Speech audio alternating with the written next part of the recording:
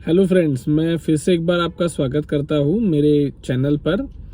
आज हम सीखने जा रहे हैं कि कैसे किसी कंपनी के बारे में पता करें उसके शेयर होल्डिंग पैटर्न से। देखिए, शेयर होल्डिंग के स्टैटिक पैटर्न से आपको कभी कुछ पता नहीं चलने वाला है। जैसे अगर आप ये देख रहे होंगे कि प्रमोटर होल्डिंग 75% से ऊपर है तो मेरे लिए सब अच्छा है, 75% अगर प्रमोटर होल्डिंग बहुत कम है या 30-40% है तो वो शेयर बहुत खराब है। तो ऐसा बिल्कुल भी नहीं है। आपको क्या देखना है कि promoter holding, FII holding, DII holding और पब्लिक होल्डिंग, इन तीनों में क्वार्टर ऑन क्वार्टर क्या चेंजेस आ रहे हैं। जैसे आपको ये देखना है कि हर क्वार्टरली आजकल कंपनियों को अपना शेयर होल्डिंग पैटर्न डिस्क्लोज करना पड़ता है। तो आपको क्या देखना है कि इसमें चेंजेस किस तरह से आ रहे हैं, यानी promoter over a period of time क्या अपना स्टेक धीरे धीरे कम कर रहा है, क्या प्रमोटर अपना स्टेक धीरे धीरे बढ़ाए जा रहा है, क्या एफआईआई उस कंपनी में स्टेक्स बढ़ा रहे हैं, या क्या डीआईआई उस कंपनी से अपना स्टेक धीरे धीरे कम करके बाहर निकलने की कोशिश कर रहे हैं। क्योंकि एक बात पता करके बताता हूं मैं आपको कि जो भी पार्टी को इस पर्टिकुलर शेयर होल्डिंग से बाहर निकलना है वो तुरंत नहीं निकल सकता है। क्योंकि जैसे मैं हमेशा कहता हूँ कि जो बड़ा पैसा है वो बनता है मिड कैप या स्मॉल कैप में, और ऐसे मिड कैप और स्मॉल कैप में जिसमें पोटेंशियल है आगे जाके लार्ज कैप बनने की। मुझे लोग बोलते हैं कि मुझे टॉप 10 बेस्ट स्टॉक बताओ, कि 10 बेस्ट स्टॉक्स ऐसे बताओ जिसमें मैं इन्वेस्टमेंट कर सकूं। मैं बोलता हूँ भाई, बेस्ट स्टॉक में पैसे डालकर कभी पैसे नहीं बनने वाले। पैसे ऐसे कंपनियों में डालकर बनने वाले हैं जो आगे जाके बेस्ट बन सकते हैं। अगर वो आज ही बेस्ट बन चुके हैं तो अब उसमें क्या पैसा बनना है। उसमें तो ऑलरेडी उसका मार्केट कैप इतना ह्यूज लेवल पे टच कर गया होगा कि अब वहां से कोई ज्यादा डिफरेंस नहीं आने वाला है। जैसे कि टाइटन, जो एक जमाने में बेस्ट स्टॉक का पोटेंशियल रखता था, आज वो बेस्ट स्टॉक बन चुका है। जो 2002 में, 2004 में जिसका मार्केट कैप बड़े मुश्किल से 4-5 हजार करोड़ को था, आज वो लाखों करोड़ का मार्केट कैप गवर्न कर रहा है। तो तब उसमें पोटेंशियल था बेस्ट बनने का, आज तो वो बेस्ट बन चुका है। अब यहाँ से कुछ ज्यादा डिफरेंस नहीं आने वाला है।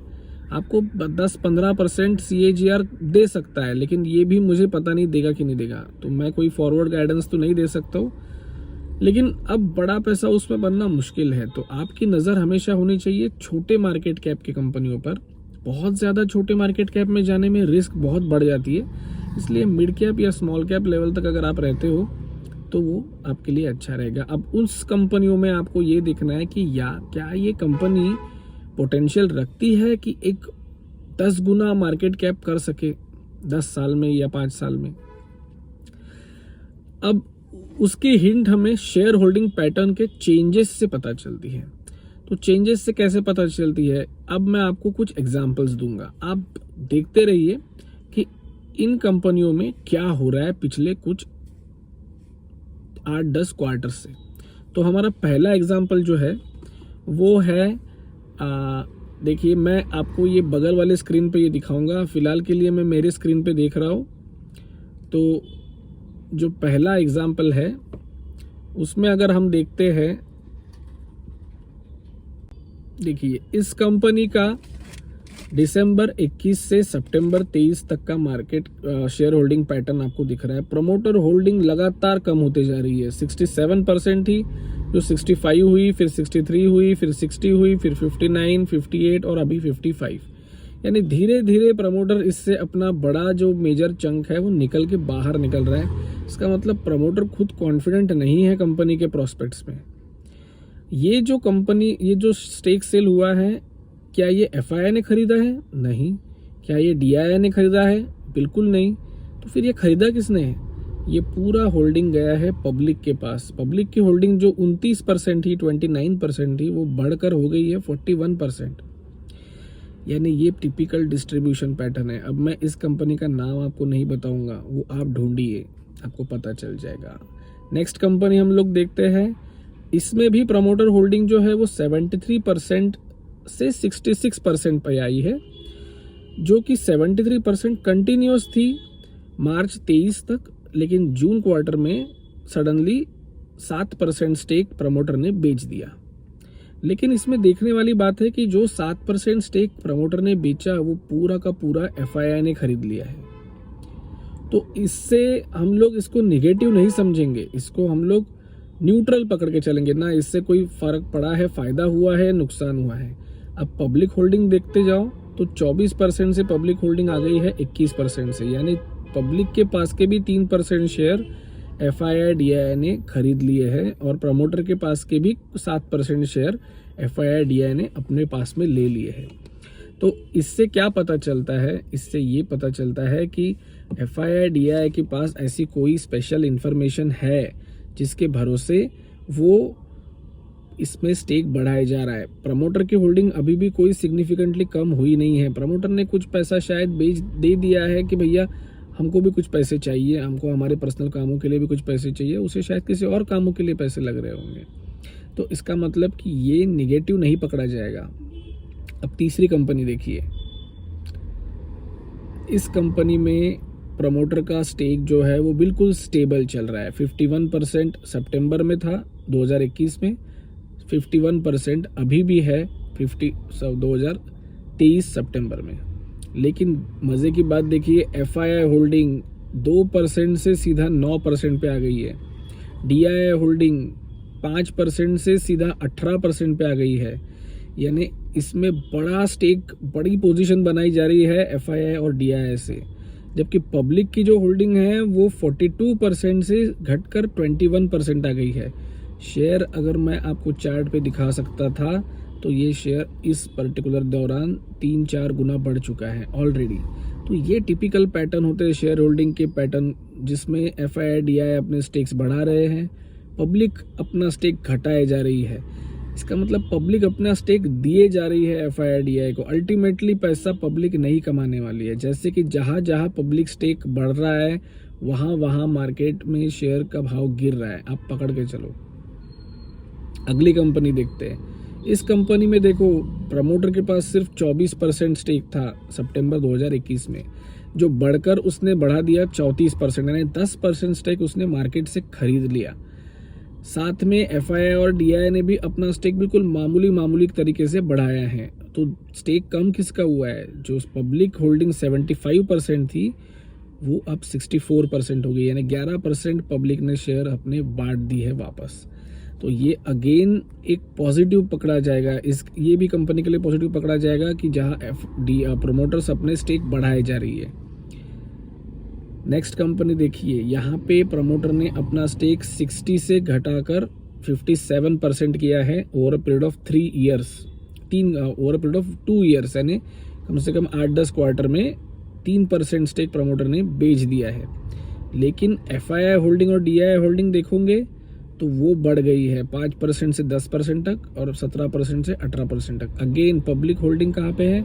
15% से 12% तक। तो ये कंपनी को हम लोग न्यूट्रल पकड़ेंगे। इसमें ना कुछ बहुत पॉजिटिव हुआ है ना बहुत कुछ नेगेटिव हुआ है। अब लास्ट एग्जांपल लेते हैं। इसमें देखिए, प्रमोटर ने फिर से अपना स्टेक 75% से घटाकर 50% तक ला लिया है। FII ने भी अपना स्टेक 3.5% से घटाकर 2.5% ले आए हैं। DII ने अपना स्टेक इक्वल रखा है। पब्लिक का स्टेक भी कम हुआ है, लेकिन स्टेक किसका बड़ा है? ये गवर्नमेंट ने सडनली 33% शेयर्स खरीद लिए हैं इसके, क्योंकि शायद यहाँ पे कुछ गवर्नमेंट ने उसको लोन दिया होगा जो कन्वर्ट होके उसके शेयर्स बने हैं और गवर्नमेंट के पास ये 1/3 हिस्सा चला गया है। अब ऐसे कंपनियों में भी पैसा डाल के कोई फ़ायदा नहीं है, जहाँ पे गवर्नमेंट का इन्वॉल्वमेंट आ जाए, जहाँ पे गवर्नमेंट का सपोर्ट लेना पड़े। ऐसे कंपनियों में शेयर डाल के, अब पैसे डाल के कोई फ़ायदा नहीं है। तो ये सारे एग्जाम्पल्स से आपने क्या सीखा? सारे एग्जाम्पल्स से आपने ये सीखा कि आपको कंपनी ऐसी सिलेक्ट करनी है जहाँ पे आइदर प्रमोटर इंटरेस्ट दिखा रहा है, या फिर DII इंटरेस्ट दिखा रहे हैं, या फिर FII इंटरेस्ट दिखा रहे हैं, जहां अल्टीमेटली पब्लिक का जो स्टेक है वो कम होते जा रहा है।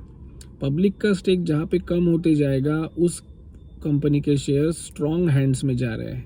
जहां शेयर स्ट्रॉन्ग हैंड्स में जा रहे हैं वहाँ आपको रिस्क कम हो जाती है। डेफिनेटली इन तीनों में से कोई ना कोई कुछ तो दिख रहा है उस कंपनी में, उस पर्टिकुलर शेयर में, जिस वजह से वो कंपनी के शेयर्स के भाव भी बढ़ रहे हैं और पब्लिक की शेयर होल्डिंग भी कम हो रही है।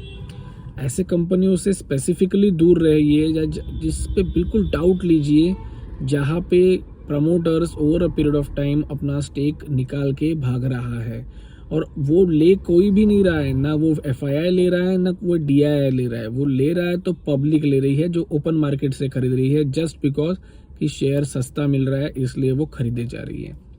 तो ऐसे कंपनियों से बिल्कुल दूर रहिए।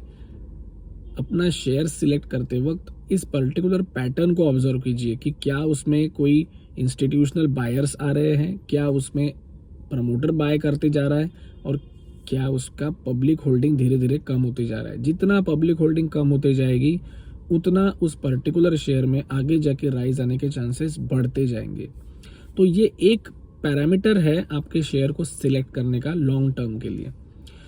बाकी रही बात कि आपको कौन से शेयर्स खरीदने हैं, वो मैं डायरेक्टली आपको नहीं बता सकता हूँ पब्लिक फोरम पे। आप मुझे सवाल पूछ सकते हो जिसका मैं आपको जवाब दे सकता हूँ। मैं आपको बाय और सेल रिकमेंडेशन नहीं कर सकता हूँ। अगर आपको कोई भी सवाल आपके मन में है तो आप कमेंट सेक्शन में डालिए, उस पर मैं एटलीस्ट मेरा एक व्यू बता सकता हूँ, उसका एक एनालिसिस शॉर्ट में करके बता सकता हूँ। तो इसी के साथ आज का जो ये YouTube सेशन था इसको मैं समाप्त करता हूँ। थैंक्स।